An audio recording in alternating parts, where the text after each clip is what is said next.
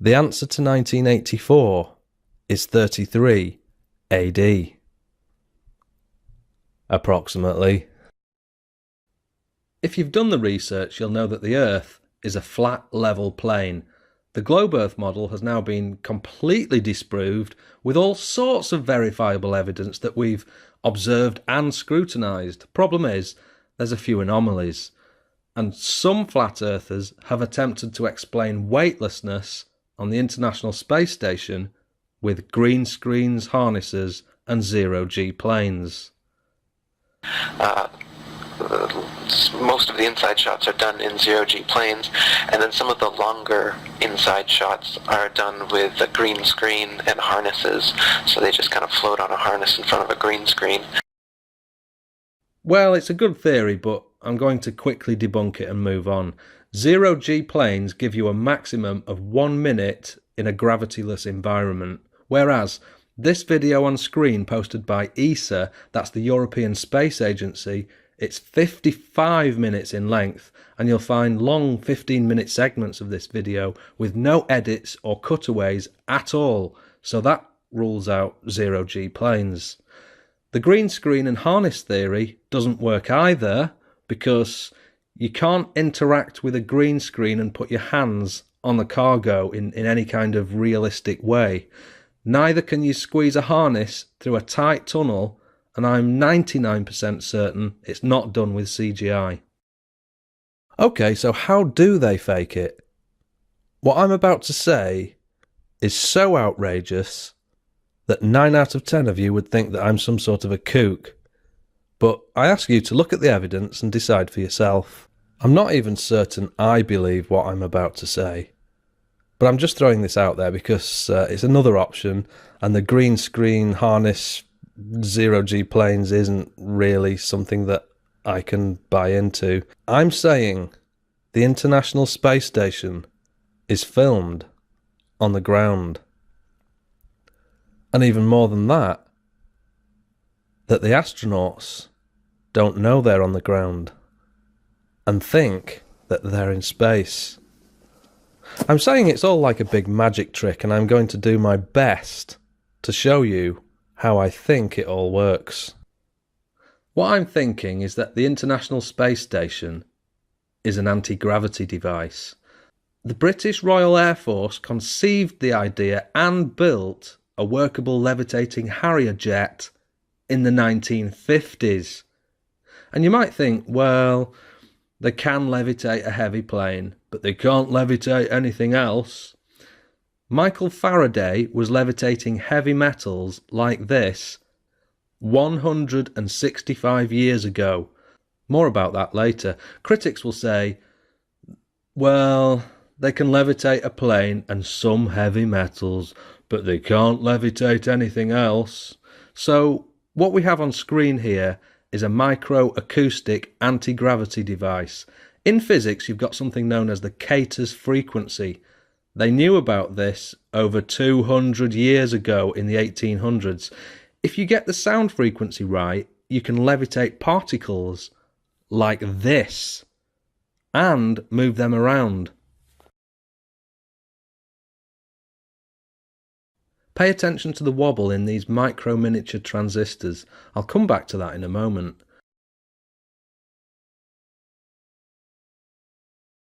A small nut defies gravity. A matchstick, which is organic material, defies gravity. Other objects. And plastic. And finally, if water can defy gravity, and human beings are mostly made out of water, then guess what I'm thinking? Look at the size of this device. It's tiny. You can put your hand in there. Now, if I could build this on a bigger scale, so if you could imagine the International Space Station being roughly this size in comparison to what would be the gigantic acoustic harmonic devices surrounding it, then the space station itself and all the astronauts inside would be levitating, just like the elements you've just seen. You house the entire thing inside a giant aircraft hangar, because if I can think it and they've got the budget, then what's to stop them from experimenting with it? At this point, the critics will switch tactics and suddenly become the world's greatest experts in harmonics.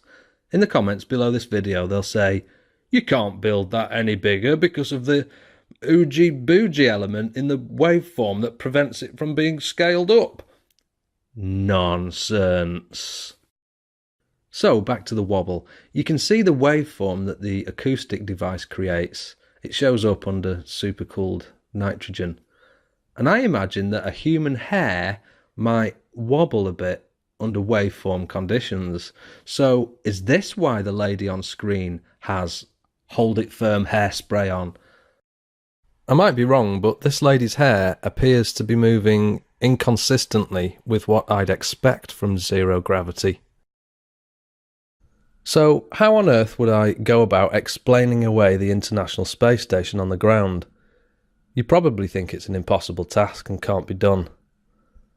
So if I was in charge of the space program and tasked with creating a realistic simulation, a globalist disinformation campaign to deceive people about the reality of the flat earth we live on, and to scoop the budget, then I'd start by compartmentalising every aspect of the program so that not even the astronauts or the hired consultants or anybody knows what is actually going on.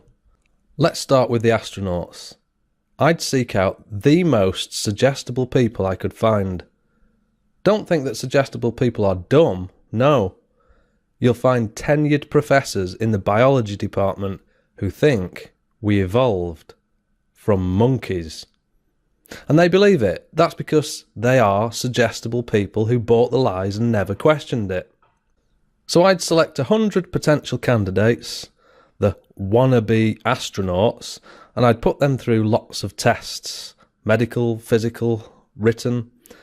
And if any one of them was found to be an independent critical thinker, then I'd fail them on something like the medical test, and they'd be none the wiser.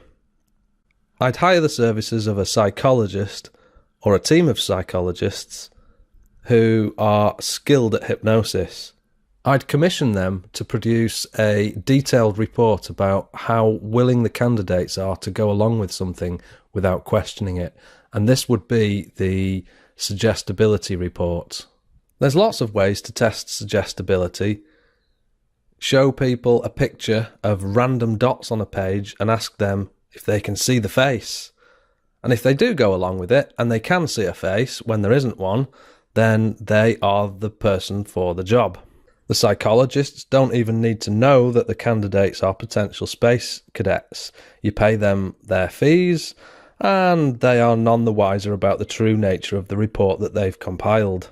Out of the 100 space candidates, you select the most suggestible one, because they're going to think that they've been in space when they haven't. Because if they think they've been in space, then they're less of a liability in the future. If they're in on the scam, then those astronauts would be a liability, and who knows what they might let slip in the future. So how do you convince an intelligent but suggestible astronaut that they've been in space? An impossible task, you might think. Well, it's been proven already in a British TV series called Space Cadets. It was aired on 10 consecutive nights in 2005. Charlie Skelton here, you may know him from the Bilderberg meetings which he covers for the Guardian newspaper. It's Paul Joseph Watson with Infowars.com here at Bilderberg 2015 with the London Guardian's Charlie Skelton. Charlie, you got a friendly visit from the Austrian police last night. Tell us what happened. Yeah, I wouldn't file it under friendly, but it was a visit. He was one of the space cadets. He was a hired actor, the only one who knew it was a hoax, and it was his job to mess with the minds of the other space cadets who actually believed they were in space. You can watch the series on YouTube by searching this title at the bottom of the screen. It's an interesting few hours of psychology, so convincing an astronaut wannabe that they've been in space can and has been done. I watched it all, and it was very compelling psychology if you want to look up the series. So how do you simulate weightlessness? Michael Faraday could levitate heavy copper like this in the 1850s. German scientists took over from Michael Faraday and experimented with anti-gravity for the next 90 years. By the 1930s, Hitler's Germany had massively expanded upon the research into anti-gravity. There's rumours that Germany had perfected the ability to levitate a spacecraft. The speculation is that they were using electromagnetics like what Michael Faraday had used 100 years earlier. After the war in 1945, it's a well-known fact that in Operation Paperclip, thousands of Nazi scientists were taken out of Germany and relocated to the USA and Russia. Werner von Braun being one of them, he was instrumental in NASA's space program. With a $100 billion budget, can you imagine how far they've got with this technology today? Anti-gravity devices come in lots of different forms. In its most simplistic form, you can see from the video here that if you pass a neodymium magnet through a copper tube, it becomes weightless. Turn the copper tube on its side, trapping the magnet in, and you've got complete weightlessness. If I had the budget, I'd experiment with neodymium weaved into the fabric of the clothing that the astronauts wear. But I think that the acoustic design offers the best realistic example of a scaled up device that could defy gravity. But if you're thinking that's a bit of a stretch, then they did and do have the budget, and Operation Paperclip ensured thousands of scientists were working on this project. If the magnetic or harmonic devices didn't produce the best results, then as we can see here, they were experimenting with gimbal devices in the 1950s. Supermassive gimbal devices that somehow simulated a primitive form of horizontal weightlessness under the right spin conditions. This footage we see here from the 1980s roughly approximates the size of the gimbal device we've just seen. And if they had the ability to build a massive space station with tons of room to swing about in the 1980s, then why are they scrabbling about on their knees on the ISS in 2015? Critics will say, anti-gravity devices, that's ridiculous. But what you're looking at here is an anti-gravity device. Whether it's filmed on the ground or in space, it's still a device that defies gravity. So, you build a gigantic aircraft carrier and paint the inside black. You put the gimbal, magnetic, harmonic, anti-gravity, whatever device in the middle of the aircraft hangar. Then you send a military aircraft up to a high altitude to film the Earth and clouds. And you film it with a fisheye lens, which are commonly found in GoPro cameras, which bend and curve the image like this. You send that footage back to the hangar and project it onto the wall. So it would resemble something similar to an IMAX cinema. So when the astronauts look out of the window, they think they're looking at the Earth from space, but it's not. It's just an IMAX theatre. 1.7 million people tuned in to watch this video about a 3,000 mile wide UFO caught over the Earth. Or is it just the bulb on the projector that's blown? And how do you convince them that they've been in a rocket? Well, you lead the suggestible crew up a long flight of stairs with no windows. The staircase would be directly underneath the aircraft hangar. Tell them it's the staircase to the top of the rocket, load them on a simulator like this one, jostle them around for half an hour, then dock the flight simulator with the anti-gravity device, let them scrabble through the hatch, and hey presto, they think they're in space. But how do you get them back down to Earth? Well, you cram them into a tight escape pod with no windows in it, load them on the back of an aircraft, and dump them 40 or 50 miles out to sea. And then they get a hero's welcome. Is any of that possible? Or is this just my imagination? The general public think there's no such thing as anti-gravity, yet when you search YouTube for things like levitation, you find all sorts of real-world examples, more than I could ever fit in this video. But if the general public are suggestible enough to believe in evolution, then they're suggestible enough to believe that this can only be done in space. So the space agencies command hundreds of billions of dollars in funding. It's a business because we get a fake photoshopped image of Pluto, they get to keep the money. It's a genius business plan, so lucrative that all governments are involved. So what I've said in this video is a bit kooky, somewhat tinfoil hat type stuff. I've got no evidence, just an inquiring mind.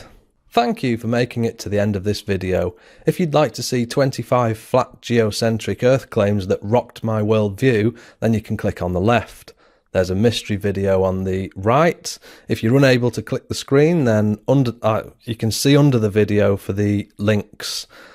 I'm Tiger Dan, God bless you all, and remember, the answer to 1984 is 33 AD. Approximately.